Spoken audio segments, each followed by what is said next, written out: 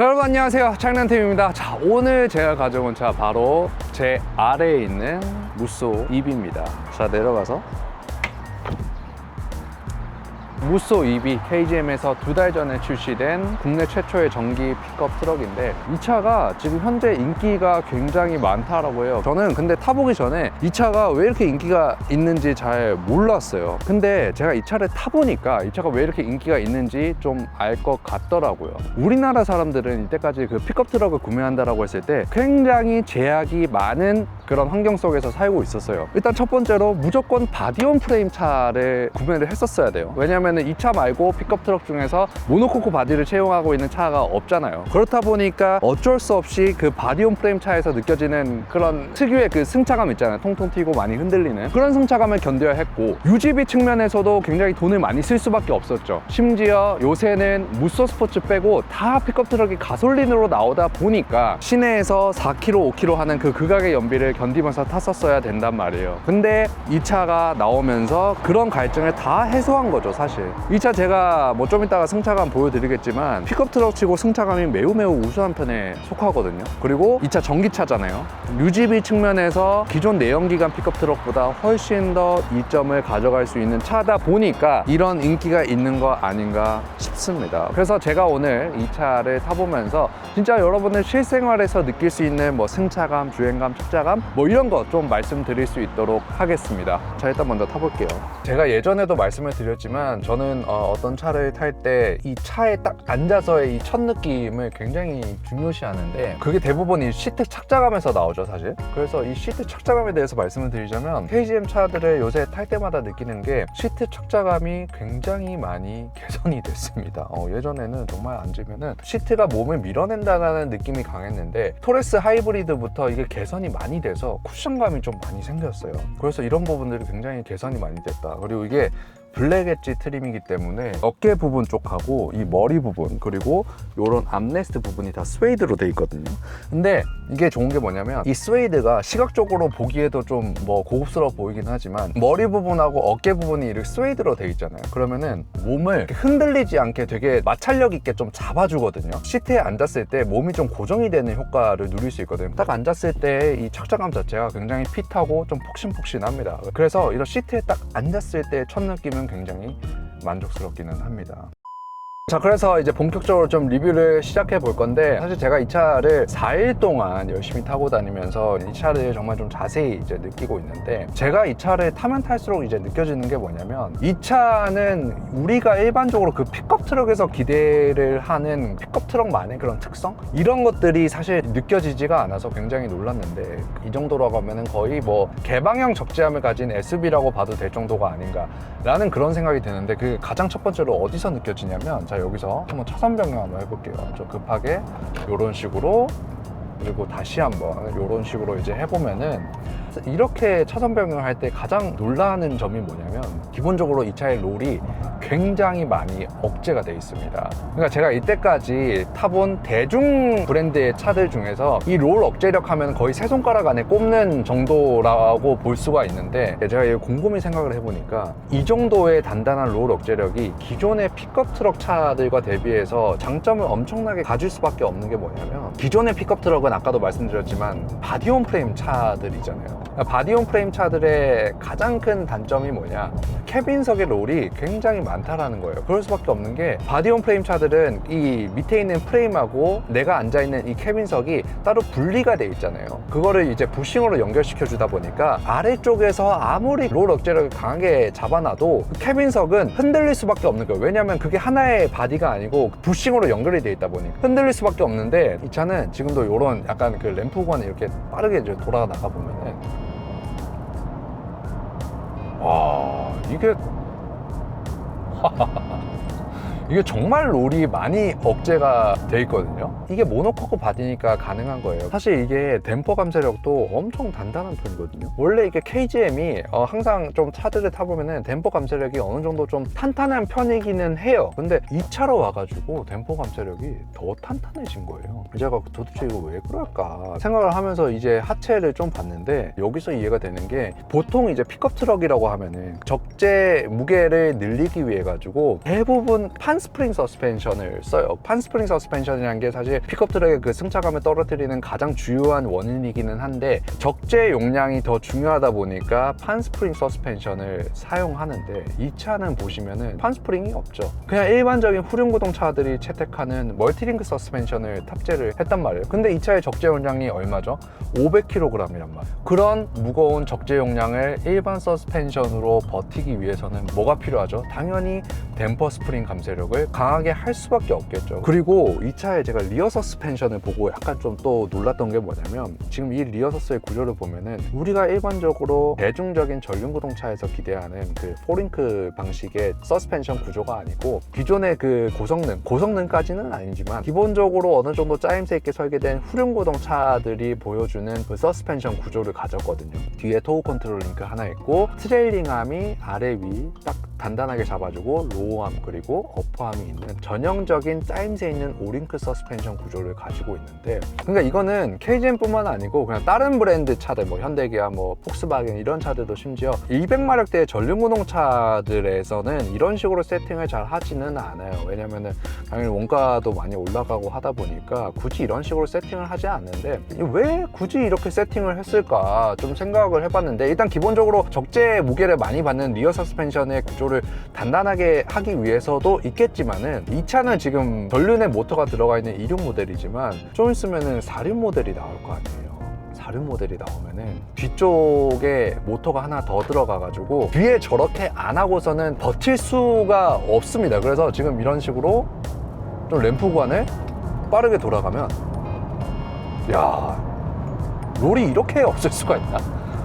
그 정도로 진짜 롤이 많이 억제가 돼 있는데, 그 덕분에 이런 식으로 좀 차선 변경을 해도 전륜구동 차들 특징인 뒤쪽에 굉장히 큰 움직임을 잘 못 버텨줘가지고 약간 뒤가 털리려고 하는 그런 느낌이 없이 타이트하게 딱 이렇게 잡아주는 그런 모습이 보여지거든요. 그래서 이게 사실 굉장히 놀랐고, 이게 뭐 구동 방식 얘기한 김에 조금 더 말씀을 드리자면 2륜 구동 모델이 후륜 구동으로 나왔다라고 하면은 저는 4륜 구동 모델을 적극적으로 추천드렸을 것 같아요. 왜냐면 픽업 트럭에 짐을 많이 실으면 좋은데 짐을 안 싣고 다니잖아요. 그럼 뒤가 굉장히 무게가 가볍단 말이에요. 근데 구동이 후륜 구동으로 밖에 안 가면은 겨울철에 그 그립이 굉장히 떨어질 수밖에 없어가지고 4륜 구동 모델을 추천을 하는데, 이 차는 전륜구동 모델이잖아요. 물론 엔진은 없지만 내가 앉아있는 이 캐빈석이 후륜보다 전륜에 더 가깝잖아요. 그래서 전륜의 그 그립이 더 많이 애초에 살아난단 말이에요. 그렇다 보니까 이 차 같은 경우에는 전륜 방식만 선택을 해도 뭐 크게 겨울철에 불안정하다라는 느낌을 많이 안 들 것 같기는 한데, 자, 그래서 본격적으로 이제 승차감을 좀 테스트해 볼 건데, 제가 초반에도 말씀드렸지만 자, 이런 방지턱, 자, 이런 방지턱을 넘어도 이 승차감이 픽업 트럭 치고 정말 좋은 편에 속하는데, 근데 이게 좀 신기한 느낌이 드는 게 뭐냐면 이 차의 댐퍼 감쇄력이 되게 탄탄하다고 했잖아요. 그게 뭐냐면 제가 이런 방지턱을 넘을 때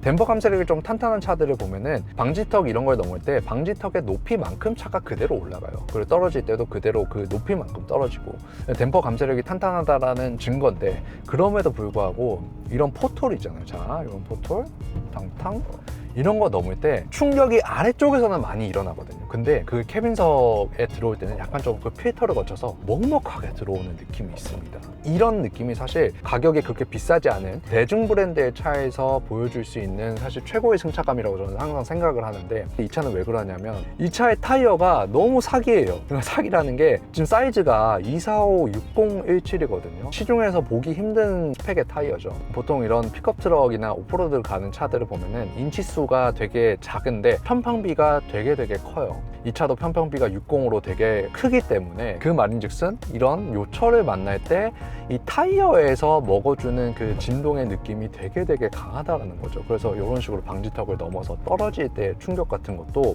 이 고무가 다 먹어주는 느낌이 나고, 이런 식으로 포톨, 좀 강한 포톨이 항상 지나가는 이런 식으로 가도 이게 댐퍼가 좀 강한 느낌은 있는데 거기서 올라오는 진동을 타이어가 다 먹어주고 있어요. 그러니까 이게 타이어가 진짜 사기급이에요. 그러니까 이게 KGM의 세팅을 잘했다라고 생각이 드는 게 적재 용량을 늘리기 위해서 판스프링 서스펜션을 넣어줄 수도 있었는데 뭐 사실 이게 크기가 그렇게 크지 않은 차다 보니까 굳이 적재 용량을 늘리기 위해서 판스프링 서스펜션을 넣지를 않은 거예요. 대신에 그래도 500kg 정도의 무게는 견뎌내기 위해 가지고 일반 서스펜션임에도 불구하고 댐퍼 감쇄력을 좀 많이 탄탄하게 해놓고 그 댐퍼 감쇄력이 탄탄함에서 오는 그런 승차감의 저하를 막기 위해서 이런 타이어나 이런 부식류 원래 잘하는 것들 부드럽게 넣어놔가지고 승차감이 과도하게 하락하는 거를 막았죠. 그래서 당연한 얘기겠지만 바디온 프레임 픽업 트럭을 구매 고려하셨던 분들한테는 이 차가 좋은 대체제가 되지 않을까라는 생각이 좀 들기는 합니다. 이 차의 그 주행 거리에 대해서도 좀 말씀을 드리자면 지금 원래 이 차가 인증받은 주행 거리가 400km예요. 근데 지금 이거 한 실제로 주행을 해보니까 지금 전비가 킬로와트시당 5.1km가 나오고 있거든요. 근데 이거 제가 서울 시내에서 한 출퇴근 시간대에 타면서 이제 왔다 갔다 해보니까 이 전비가 한 5.3에서 한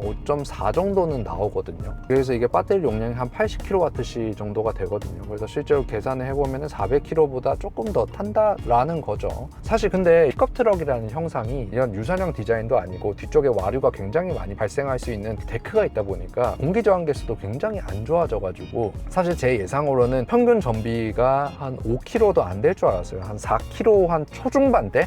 0.3 이 정도 나오면은 괜찮을 줄 알았는데 아까 제가 엄청 밟았음에도 불구하고 한 5.1이 나온다라고 하면은 이 전비 효율성이 굉장히 괜찮은 거 아닌가라는 생각이 듭니다. 자, 그래서 내려가지고 이제 데크 공간을 한번 살펴볼 건데 주위에 뭐 픽업 트럭 타는 사람들한테도 좀 물어보면은 이 픽업 트럭의 가장 큰 장점이 바로 이 캐빈석하고 적재함하고 분리가 돼 있다라는 건데 이게 왜 장점이냐면 보통 캠핑을 다니시는 분들 같은 경우에는 노지에서 캠핑을 하고 흙이나 뭐 비가 와서 물이 묻은 캠핑 장비들을 SUV 같은 경우에는 트렁크에 실어버리면은 그게 캐빈석하고 트렁크가 구분이 안 돼 있다 보니까 먼지나 이런 게 굉장히 많이 발생을 한다고 해요. 근데 이거는 적재하고 캐빈석하고 분리가 돼 있다 보니까 더러운 물품들을 실어도 이런 먼지가 안쪽으로 절대 유입이 되지가 않죠. 그리고 뭐 낚시 같은 거 즐기시는 분들도 물고기를 잡은 이런 박스 같은 것들도 비린내들 있잖아요. 그런 게 안 들어와서 그게 되게 픽업 트럭의 장점이라고 하더라고요. 이거 올릴 때도 되게 예전에 되게 무거웠던 기억이 나는데 조금만 힘을 주면 이렇게 내려가고 올라가고 내려갈 때도 이게 너무 팡 이렇게 떨어지는 게 아니고 슬로우로 이렇게 떨어지다 보니까 내구성에 문제가 생길 것 같지도 않아서 뭐 이건 되게 좋습니다.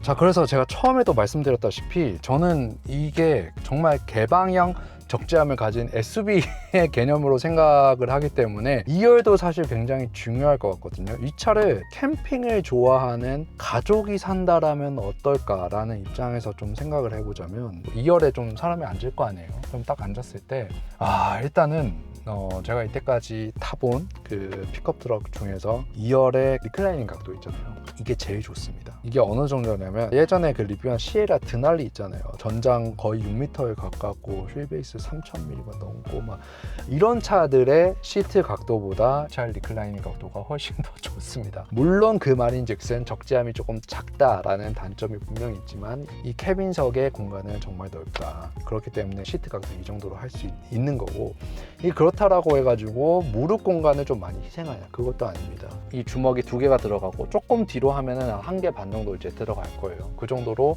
이 무릎 공간도 굉장히 넉넉하기 때문에 이 정도의 2열 공간성을 보여주는 거라고 하면은 제가 아까 말씀드린 정말 개방형 적재함을 가진 SUV의 그런 컨셉에 더 가까워지는 거 아닌가라는 그런 생각이 좀 듭니다. 자, 그래서 이 차를 좀 총평을 하자면 KGM이 정말 이치마켓을 제대로 공략을 한 것 같아요. 없던 시장에 이제 들어가다 보니까 심지어 가격도 괜찮아요. 왜냐면 이 차가 화물차로 보조금 인증을 받다 보니까 MX 트림 기준으로 거의 3천만 원 후반대에 구매를 하실 수 있고 사업자 같은 경우는 여기 부가세 환급까지 되다 보니까 가격이 3천 중반에도 구매를 할 수 있는 트림이 나오거든요. 기존의 그 픽업 트럭에서 느꼈던 그 단점들을 이 차가 완전히 해소를 시켜주다 보니까 사막의 그 오아시스 같은 느낌이 아닌가. 저는 타면 탈수록 약간 그런 생각이 들기는 하더라고요.